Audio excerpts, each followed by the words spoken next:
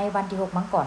2026กองประชุมใหญ่ผู้แทนทั่วประเทศครั้งที่22ของพรรคประชาชนปฏิวัติลาวได้ไขขึ้นอย่างเป็นทางการอยู่ที่หอประชุมแห่งชาติในนี้ก็ได้มีบรรดาคณะผู้แทนขั้นศูนย์กลางและท้องถิ่นได้เดินทางเข้าร่วมกองประชุมใหญ่ครั้งนี้ฉะนั้นเพื่อรับประกันได้ถึงความสะดวกความปลอดภัยอยู่ตามเส้นทางกำลังตำรวจจราจรก็ได้เอาใจใส่ในการปฏิบัติหน้าที่อำนวยความสะดวกตามท้องถนนเพื่อบ่ให้เกิดปัญหาอุบัติเหตุและปัญหาการจราจรติดขัดอังออในโอกาสนี้ทานพันเอกคำสอนศรีดาวงศ์หัวหน้ากลุ่มตำรวจจราจรกรมใหญ่ตำรวจกระทรวงป้องกันความสงบได้ให้สัมภาษณ์ต่อสื่อมวลชนป้องกันความสงบว่าซึ่งพวกเขาในนามกำลังตำรวจจราจรก็ได้ปฏิบัติตามแผนแม่บทของกระทรวงป้องกันความสงบที่ได้กำหนดโดยเฉพาะมันก็ได้จัดตั้งวางแผนกำลังในการเข้าร่วมป้องกันชุดนี้จำนวน200กว่าสหายซึ่งได้เข้าประจำจุดแต่ละที่พักของผู้แทนแขกที่มาร่วมกองประชุมโดยเฉพาะแม่นอยู่บรรดาโรงแรมแล้วก็จุดสำคัญก็เป็นจุดหอประชุมแห่งชาตินี้ซึ่งผ่านการจะตั้งปฏิบัติมานี่ก็มันพวกเขาก็ได้เผยแพร่แผนการป้องกันนั้นให้กำลังที่เฮ็ดหน้าที่นี้รับรู้เกี่ยวกับพระบทบาทสิทธิ์ของตนเองต่อการเคลื่อนไหวในการอำนวยความสะดวก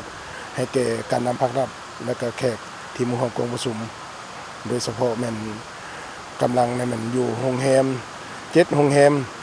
แล้วก็บรรดาจุดที่มีการเคลื่อนไหวการวางกระตาดอกไม้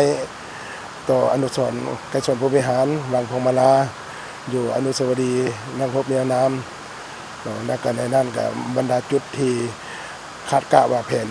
ผู้เห็นเพื่อจะไปเยี่ยมยามไปทัศนะภายหลังที่สำเร็จกองประชุมนั้นมาฮอดปัจจุบันนี้เห็นว่าสภาพการเคลื่อนไหวในการจะตั้งป้องกันนะครับเป็นรับประกันระยะ 2-3 มื้อมามันบ่มีเหตุการณ์อย่างที่เกิดขึ้นรับประกันให้แก่แขกและการนำสูงสุดมันมีความปลอดภัย100%สุดท้ายก็ได้เรียกร้องให้บรรดาประชาชนผู้ใช้รถใช้ถนนจงมีส่วนร่วมในการเป็นเจ้าการร่วมกัน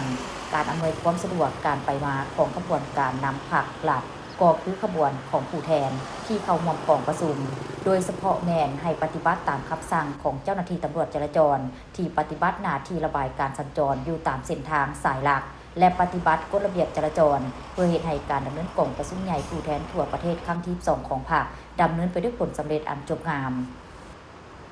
การสัญจรไปมานี้ก็ยังเห็นห้องให้พ่อแม่ประชาชนผู้ใช้รถถนนก็จงมีส่วนร่วมในการเข้าร่วมในการเฮ็ดหน้าที่เกี่ยวกับ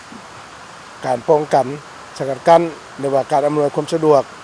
เกี่ยวกับการไปมาของขบวนการนำพักรัฐหรือว่าขบวนของผู้แทนที่มาร่วมกองประชุมนี้อำนวยความสะดวกให้เพิ่นโดยเฉพาะแม่น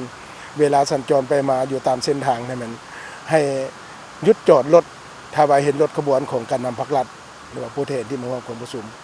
อำนวยความสะดวกให้เพิ่นนอกจากนั้นก็แม่นการขับขี่ก็ให้มีสติโดยเฉพาะแม่นการปฏิบัติกฎจราจรการขับขี่บ่ให้จอดรถซ้ายอยู่ตามแคมทางการขับขี่บ่ให้ขับขี่ด้วยความประมาทขับขี่รถไวผ่านมานี่ช่วงระยะช่วงท้ายปีเก่านี่ก็คือพวกเราฮู้แล้วข้าพเจ้าก็ได้แถลงไปแล้วในมื้อวานนี้ท่านก็เห็นว่าสภาพอุบัติเหตุมันยังมีลักษณะเพิ่มขึ้นการเกิดเหตุก็จำนวนหลายว่าช่วงระยะ5วันก็คือว่าอุบัติเหตุก็เกิดขึ้นมีจำนวน170ปลายกว่าเรื่อง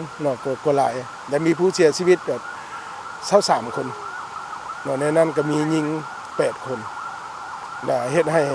ปัญหาการสูญเสียบุคลากรการสูญเสียพนักงานหรือว่าการสูญเสียพ่อสูญเสียลูกสูญเสียเต้าผู้ที่ว่าสูญเสียจากการเกิดอุบัติเหตุที่ว่าเสียชีวิตก็เกิดขึ้นมา